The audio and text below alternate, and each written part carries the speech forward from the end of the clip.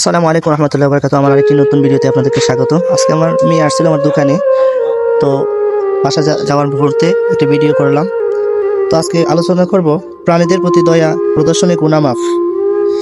আবু হুরাইরা রাদিয়াল্লাহু তাআলা হতে বর্ণিত, আল্লাহর রাসূল সাল্লাল্লাহু আলাইহি সাল্লাম বলেন যে, একবার একটি কুকুর এক কূপের চতুর্দিকে ঘুরছিল এবং অত্যন্ত পিপাসার কারণে সে মৃত্যুর কাছে পৌঁছেছিল।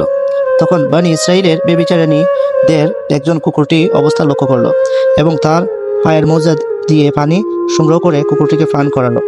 এই কাজের বিনিময়ে আল্লাহ তাআলা তাকে ক্ষমা করে দিলেন। সহিহ বুখারী শরীফের হাদিস 3467 নম্বর হাদিস। তাহলে বুঝলাম আমরা প্রাণীদেরকে সহযোগিতা করব এবং প্রত্যেকটা প্রাণীকে আমরা সহযোগিতা করব। তবে যেগুলো বিপজ্জনক প্রাণী আছে, বিশেষ করে কুকুর তো আছেই, এগুলোকে আমাদের বিনা অপরাধে মারা ঠিক না এবং এগুলোকে কষ্ট দেওয়া ঠিক না, কারণ এগুলো হচ্ছে আল্লাহর সৃষ্টি। তো আমার ভিডিওতে এগুলোই বেশিরভাগই হয়ে থাকে, হাদিসগুলো বর্ণনা করে থাকি। আপনাদের ভালো লাগলে অবশ্যই লাইক কমেন্ট শেয়ার করবেন এবং পরামর্শ দিবেন কোন বিষয়ের উপর ভিডিও বানানো যায়। সবাইকে ধন্যবাদ। জাযাকুমুল্লাহ খাইর।